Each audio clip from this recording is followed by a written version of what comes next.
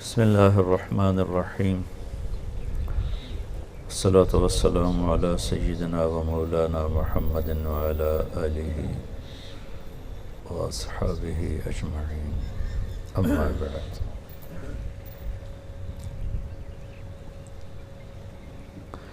اللہ تعالیٰ نے انسان کے اندر خواہشات کا لامحدود سسٹم رکھا ہوا ہے، کہیں اس کا اینڈ نہیں آتا ہے،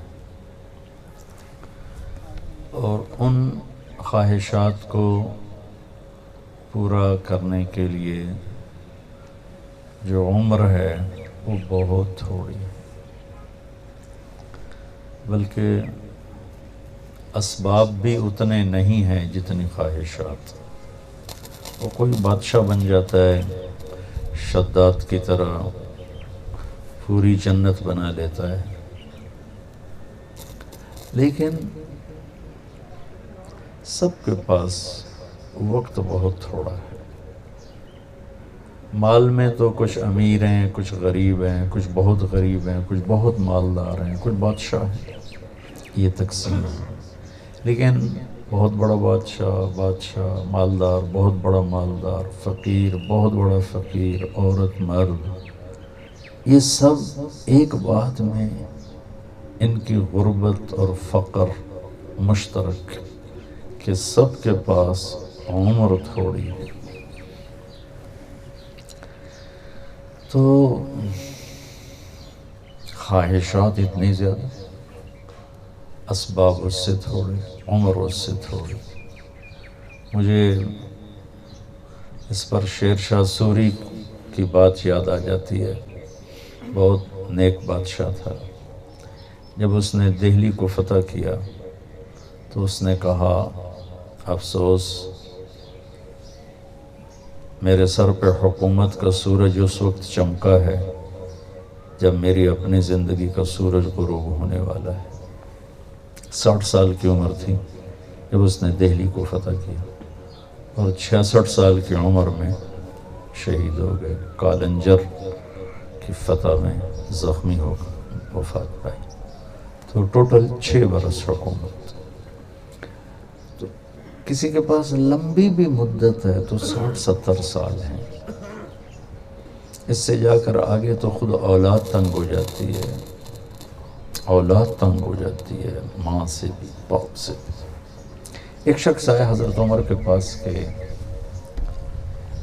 میں اپنی ماں کے کپڑے بھی اب دھوتا ہوں، پیشاب بھی، پاخانہ بھی، روٹی بھی، سب کچھ جیسے میری ماں نے میرے ساتھ کیا، تو کیا میں نے ماں کا حق ادا کر دیا؟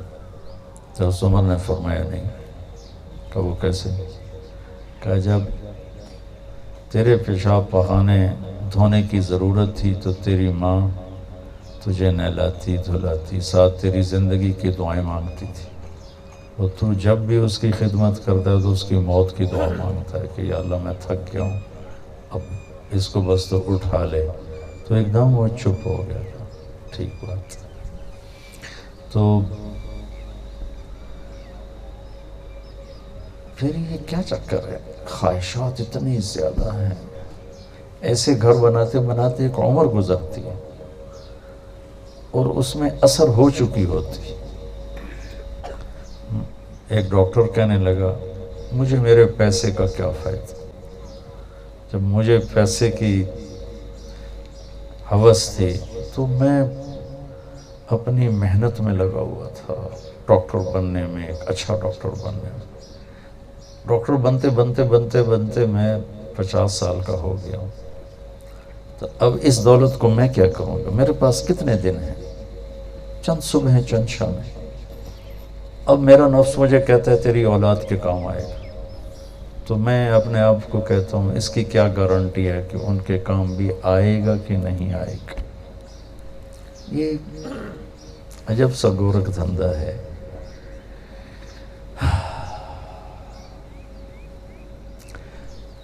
تو بھائیو، اللہ نے ہمیں ڈیزائن کیا ہے جنت کے لیے۔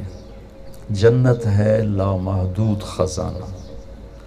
اگر ہماری خواہشات نہ ہوتی تو جنت سے مزہ اٹھانے کی طاقت ہی کوئی نہ ہوتی.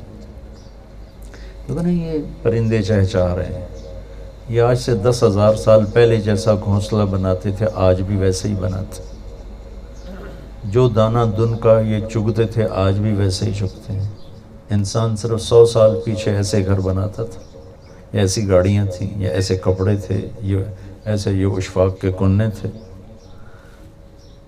کہ انسان خواہش میں اتنا تیز ہے کہ نہ پیسہ ساتھ دیتا ہے، نہ ٹائم ساتھ دیتا ہے، نہ طاقت ساتھ دیتی. جتنی تیزی سے خواہش بدلتی ہے اتنی تیزی سے چیز نہیں بدلتی.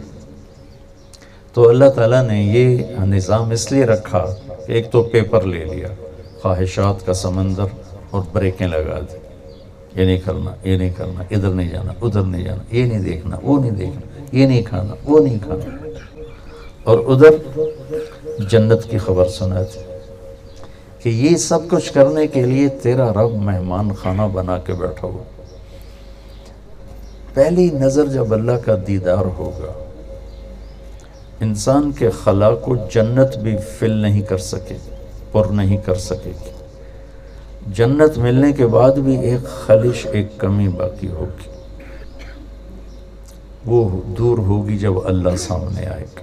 جب اللہ سے جنید جمشید سے پہلی ملاقات ہوئی، اللہ اس کی قبر روشن کرے 97 میں. اس وقت وہ پیک پر تھا. کسی نے موسیقی میں اتنا بڑا نام نہیں کمایا اور شہرت اور پیسہ جتنا اس بندے نے کمایا. تو کوئی میرے پاس لے کر آیا تو میں تھوڑی سی بات کی تو وہ مجھ سے کہنے لگا ایک سوال ہے.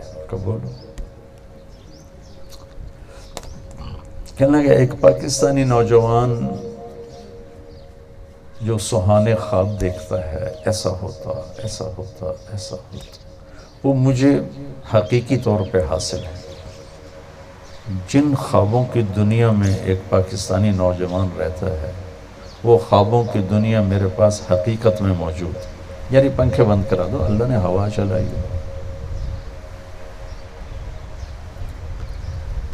تو کہنے لگا پھر کیا وجہ ہے کہ میرے اندر اندھیرا ہے، میرے اندر خلا ہے،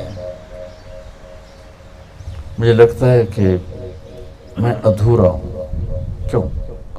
میں تو جو خواہش کرتا ہوں پوری ہوتی، پھر میرے اندر ادھورا پن کیوں؟ کس وجہ سے؟ میں نے کہا، میں نے خیر کافی بات کی، وہ یاد نہیں، لیکن جو مثال دی وہ یاد ہے. میں نے کہا تمہارے دائیں گھٹنے میں درد ہے، تم بائیں پہ دوا لگا رہے ہو. جہاں تم میڈیسن استعمال کرتے ہو وہاں مرض نہیں، جہاں مرض ہے وہاں میڈیسن نہیں، تو درد تو باقی رہے گا.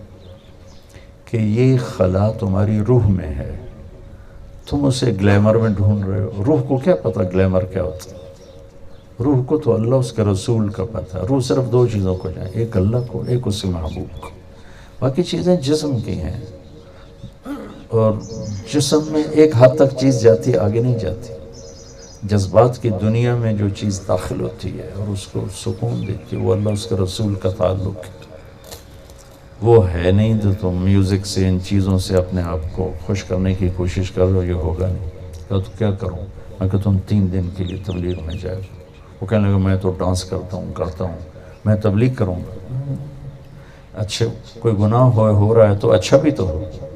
ہمارے یہاں عجب تصور ہے، کوئی غلط زندگی پر ہے اور تینوں کیا فائدہ نمازن. میرا گورنمنٹ کالج لاہور کا ساتھی تھا،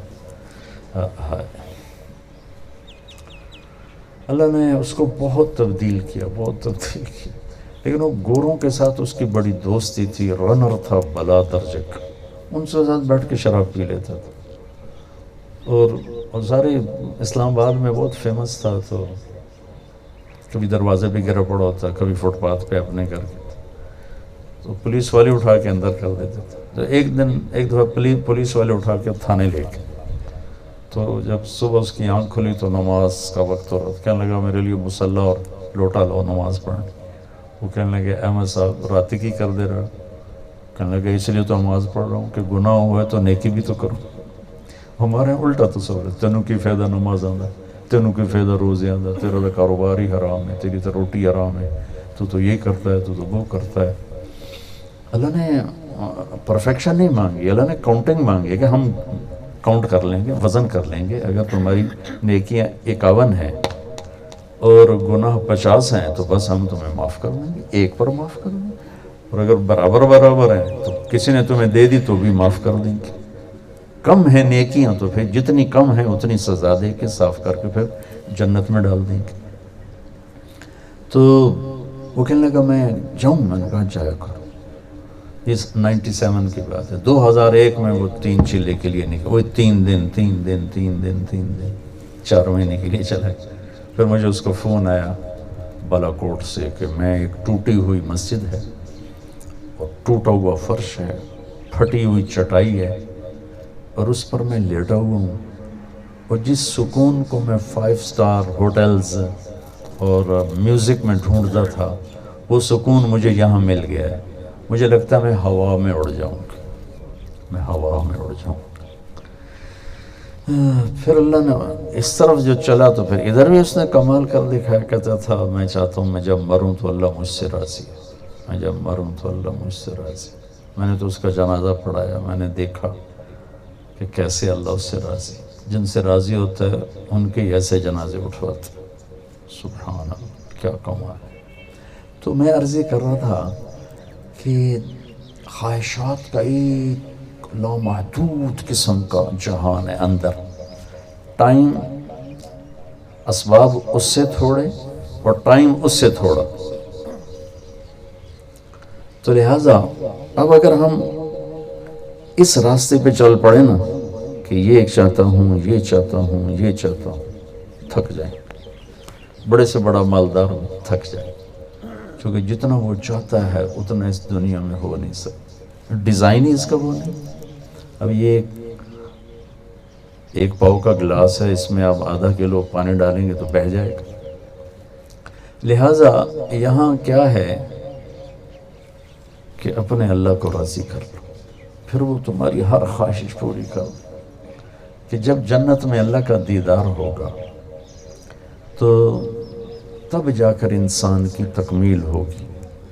تو یہ اللہ سے عرض کریں گے یا اللہ ہم دنیا میں تیری عبادت کا حق ادا نہیں کر سکے، ہم تجھے راضی نہیں کر سکے جیسے کرنا تھا، تیری بندگی نہیں کر سکے جیسے کرنی تھی. تو تجھے دیکھنے کے بعد ہمارا جی چاہتا ہے کہ ہم تیری بارگاہ میں ایک سجدہ کریں جیسے فیصل آباد میں کرتے تھے. ایک سجدہ، صرف ایک، 5 نمازیں ایک سجدہ. تو اس پر اللہ تعالیٰ فرمائیں گے سبحان اللہ، کیا بات کہی اللہ، کہیں گے اللہ تعالیٰ فرمائیں گے دنیا میں تم میرے غلام تھے، میں تمہارا آقا تھا. یوں سمجھو تم نوکر تھے، میں مالک تھا، اور نوکر کے ذمے ہے مالک کی اطاعت کرنا. اب تم میرے پاس آئے ہو تو پوزیشن، حیثیت بدل گئی. یہ میرا مہمان خانہ ہے، یہاں جو بھی آتا ہے وہ میرا مہمان ہوتا ہے اور میں اس کا میزبان ہوتا ہوں. دیکھیں یہ میزبان لوگ وہ دسترخوان بچھا رہے ہیں اور پلیٹیں رکھ رہے ہیں، ہمیں کوئی فکر نہیں ہے، میزبان کو فکر ہے. تو اللہ تعالیٰ فرمائیں گے کہ میرے بندو دنیا میں تم غلام، میں آقا، جنت میں تم مہمان، میں میزبان، اور مہمان سے کام نہیں لیا جاتا. میزبان کی غیرت کے خلاف ہے کہ میزبان سے کام لے. اب تم یہاں صرف اپنی مرضی، چاہتیں پوری کرنے کے لیے آئے ہو. جاؤ موج کرو، کلو واشربوا ہنیئا بما اسلفتم فی الایام الخالیہ ولکم فیہا ما تشتہی انفسکم ولکم فیہا ما تدعون نزل من غفور الرحیم. سبحان اللہ، کیا کمال. لہم ما یشاءون فیہا ولدینا مزید. قرآن کو دیکھو تو اللہ، اچھا ایک عجیب بات ابھی ذہن میں تو بتا دوں. ایک ہوتا ہے تشتہی جو اللہ قرآن میں کہا، ایک ہے تدعون. ترجمہ تو یہی ہے جو چاہو گے، جو دعویٰ کرو گے مل جائے گا. لیکن تشتہی اور تدعون میں فرق ہے. تشتہی کا مطلب ہے تمہارے ذہن میں ہوگا کہ میری یہ خواہش پوری ہو، یہ خواہش پوری ہو، جو چاہو کہ ہم مہیا کر دیں گے. تدعون میں یہ خبر اللہ دے رہا ہے کہ بعض چیزیں تمہارے ذہن میں آئیں گی کہ یہ ہو جاتا، پھر تم اندر سے کہو گے یہ تو ہو بھی نہیں سکتا، یہ تو ہو ہی نہیں سکتا. لیکن جب تم میرے پاس آؤ گے اور اپنی سوچ میں ایسی چیز کا مجھ سے سوال کرو گے جس کے لیے تم خود ہی اندر میں کہہ رہے ہو گے ایسا نہیں ہو سکتا، تو تیرا رب وہ بھی کر دے گا. ہاں، اس کے آگے ایک لفظ ہے نزل من غفور الرحیم. نزل کا کیا مطلب ہے؟ نزل ہے نازل ہونا، آمد، جیسے ابھی ہم نازل ہوئے، آمد ہوئی، آئے. آتے ہی مہمان آپ کو دسترخوان پہ تو نہیں بیٹھا ہے، یہ مجھے پانی کا گلاس دیا ہے، اس کو عربی میں کہتے ہیں نزل. مہمان کے آتے ہی جو چیز ہلکی پھلکی اسے پیش کی جائے، پانی ہے، کوئی جوس ہے، کوئی وہ کوک ہے، پیپسی ہے، یا سردیاں ہیں تو کوئی وہ عربوں میں تو وہ قہوہ چلتا ہے، گرمی سردی، کوئی سوپ ہے. آتے ہی مہمان کو جو چیز دی جاتی ہے اسے نزل کہتے ہیں. تو نزل کا پیمانہ اللہ کیا بتا رہا ہے کہ جو چاہو گے دوں گا، جس ناممکن کا تصور کرو گے وہ بھی دوں گا. یہ ہے میری پہلی مہمانی تمہاری آمد پر. تو اصل مہمان نوازی اس کے بعد شروع ہوگی. اس کا کیا لیول ہوگا اللہ کے سوا کون جانتا. تو بھائی یہ زندگی امتحان ہے. میرے نبی ایک زندگی لے کر آئے، وہ سیکھ لیں. اس میں چند فرائض ہیں، 5 نمازیں، 30 روزے. اس میں بھی اللہ نے کہا بیمار ہے تو بعد میں سے، مسافر ہے تو بعد میں سے، کوئی زیادہ ہی بیمار ہے تو اچھا چل چھٹی کرو، ایویں ہی معاف کر دیتا. حج ہے مالدار پر ہے، زکوٰۃ ہے مالدار پر ہے. صرف ایک نماز ہے جس کو اللہ نے محکم کر کے بیان کیا ہے، اس میں کوئی چھٹی نہیں. کہ نماز دکھ ہوتا ہے، امت کا 70-80% حصہ نماز چھوڑ چکا. کیا مرد کیا عورتیں نماز چھوڑ چکے ہیں. عربوں میں اب بھی کچھ بہتر ہے نماز کی ریشو. اور موریتانیہ میں گیا، مولوی صاحب کٹے تھے، مولوی صاحب بھی ساتھ تھے. وہاں میں نے پوچھا نماز کی ریشو کیا ہے، تو انہوں نے کہا یہاں ہمارے یہاں 100% نمازی. کیونکہ آبادی تھوڑی، ملک تو پاکستان سے بھی بڑا ہے، آبادی کم ہے، لیکن جو موریتانی ہوگا وہ نمازی ہوگا. باہر سے آئے ہوئے لوگ ہیں تو ان کی گارنٹی نہیں. موریتانی مرد ہے، عورت ہے، بچہ ہے، بچی ہے، شہری ہے، دیہاتی، 5 وقت کا نمازی. اور دیہات میں 100% حفظ قرآن ہے، سب بچے حافظ قرآن، سب بچیاں حافظ قرآن. پورے صحرا میں قرآن کوئی نہیں، لیکن سب کے سینوں میں قرآن محفوظ لکھا ہوا، کسی کے پاس کوئی نہیں، سینوں میں سب کے پاس موجود. تو نماز ایک ایسی چیز ہے جس میں گنجائش نہیں. میں کہا کرتا ہوں اگر گنجائش ملتی اس 1439 سال میں تو میدان کربلا میں میرے نبی کے نواسے کو ملتی. لیکن انہوں نے بھی نماز پڑھ کے بتایا کہ نہیں، نماز کی گنجائش نہیں ہے. چاہے اسی کی خاطر سر کٹ کے نیزوں پہ چڑھ رہا ہو، نماز پڑھنی پڑے گی، نماز کی چھٹی نہیں ہے. تو باقی چیزوں میں نرمی ہے. صرف ایک 5 وقت کی نماز کیا دیر لگتی. نماز کے بعد میں صرف ایک حدیث سنا دیتا ہوں، صرف ایک. پورا دین اس کے اندر ہے، پوری زندگی اس کے اندر ہے، اور دنیا اور آخرت کی ہر شے. صرف ایک حدیث، 10 لاکھ حدیثیں. ایک حدیث سناؤں گا اللہ کے فضل و کرم سے، آپ خود سننے کے بعد کہو گے سچ کہہ رہا ہے کہ ساری زندگی اس کے اندر سمٹ گئی. ویسے گھروں میں رہتا ہوں، یا وہ تو بولے دی جھگی میں رہتا ہوں، یا وہ ادھر تھر پار کر میں رہتا ہوں. 4 اذا کن فیک ما درک ما فاتک من الدنیا.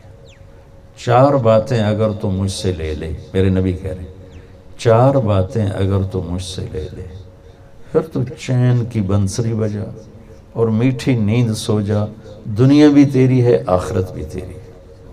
کیا خوبصورت بات فرمائی کہ 4 باتیں 40 نہیں آکھیاں، 50 نہیں آکھیاں، 4 باتیں مجھ سے لے لو، میرے نبی فرما رہے ہیں، اور پھر جاؤ موج کرو. دنیا بھی تمہاری ہے، آخرت بھی تمہاری.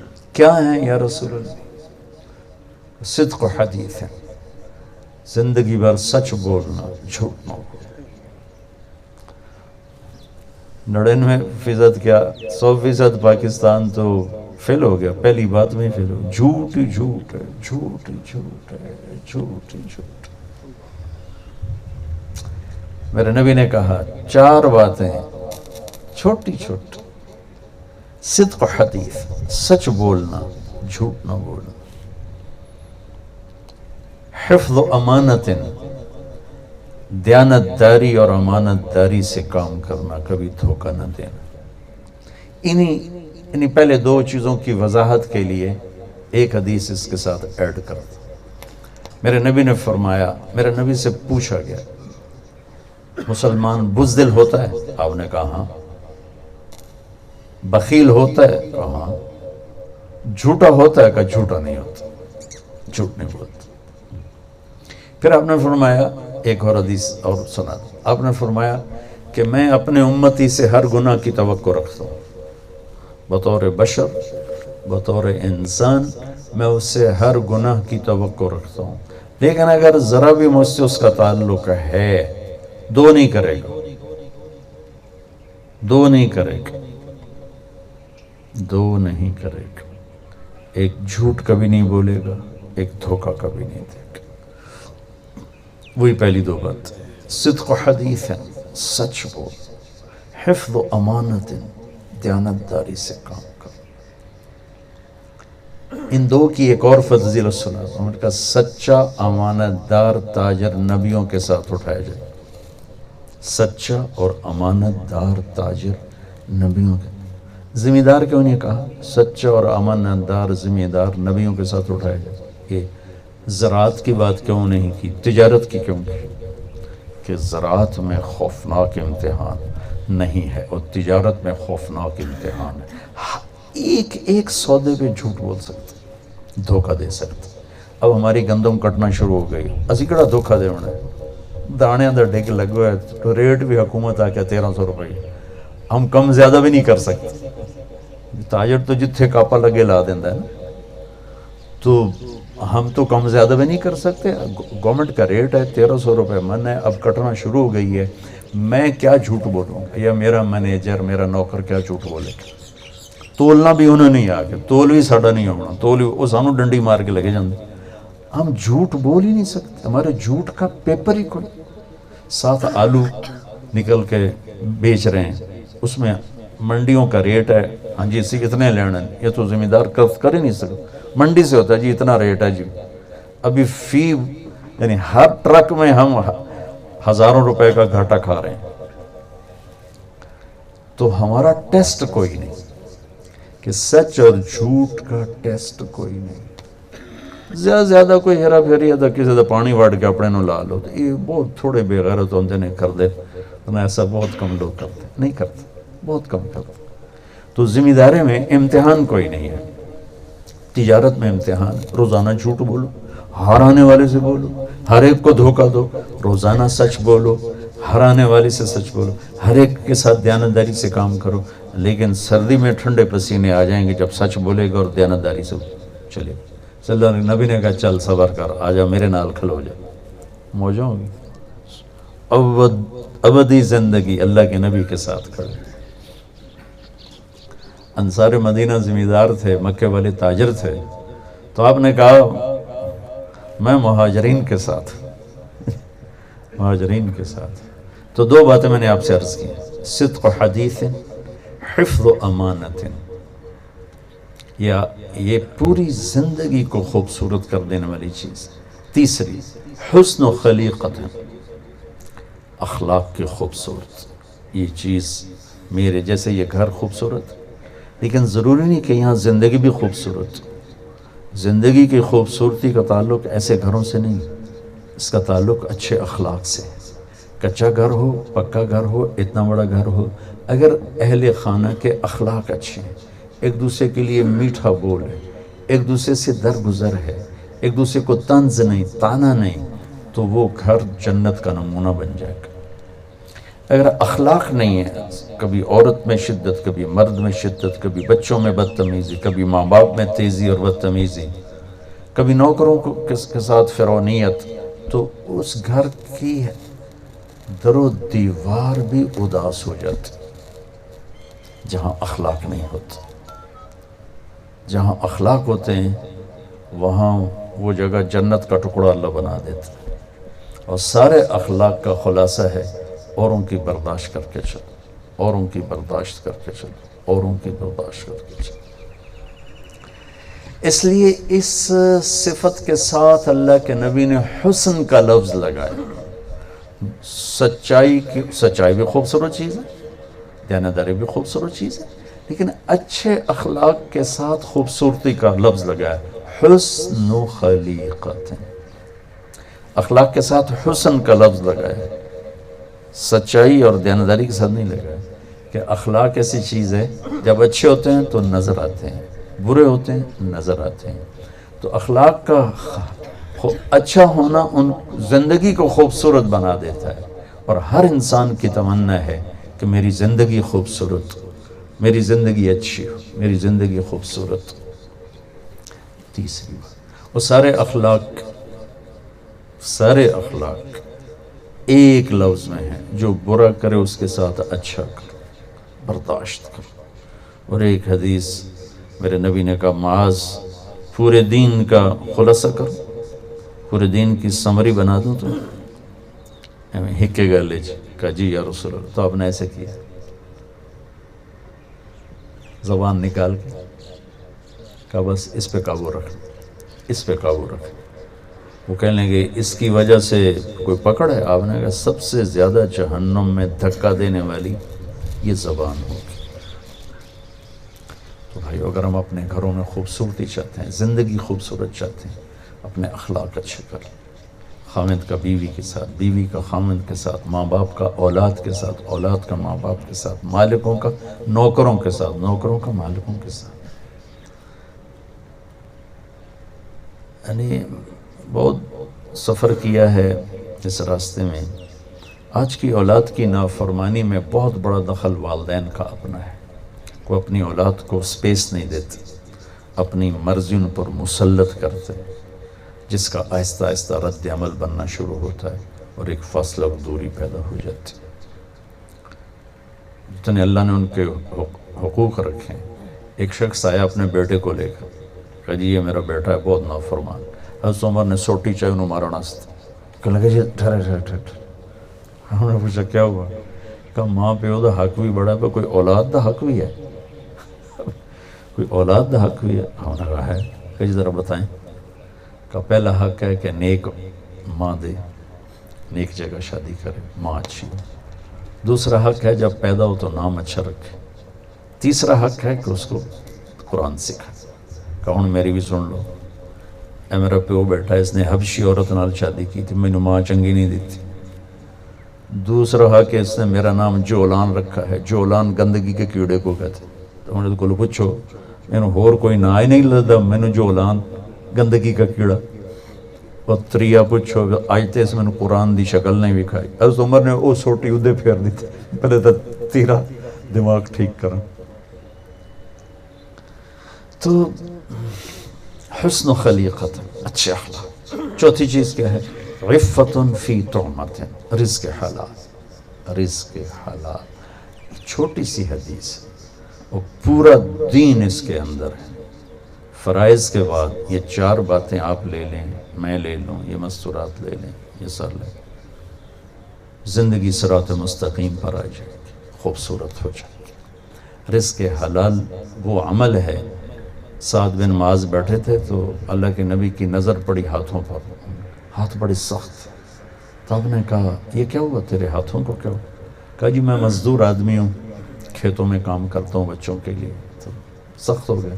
تو آپ نے ان کا ہاتھ پکڑ کے ایسے بوسہ لیا، ایسے چوم کر فرمایا بچوں کو حلال کھلاتے جو ہاتھ ایسا ہو جاتا ہے اس پہ جہنم حرام ہو جاتی. تمہارا رزق حلال ایسی چیز ہے کہ وہ جہنم حرام کر دیتا. تو بھائیو سچائی اور دیانتداری جہاں ہوگی وہ شخص 24 گھنٹے نماز میں ہوگا، بندگی میں ہوگا. یہ تبلیغ اس کو سیکھنے کی محنت. اللہ آپ کو موقع دے تو جایا کرو. 3 دن ہی لگانا شروع کرو گے تو بہت سے راستے کھل جائیں. ٹھیک. اللهم لك الحمد كما أنت أهله فصل على محمد كما أنت أهله وفعل بنا ما أنت أهله إنك أهل التقوى وأهل المغفرة. اللهم بارك لهم فيما رزقتهم اللهم بارك لهم فيما رزقتهم اللهم بارك لهم فيما رزقتهم وأوزعهم أن يشكروا نعمتك التي أنعمت عليهم وعلى والديهم. اللهم ألف بين قلوبهم وأصلهم وأصلح ذات بينهم. اللهم ألف بين قلوبهم وأصلهم وأصلح ذات بينهم. آمين.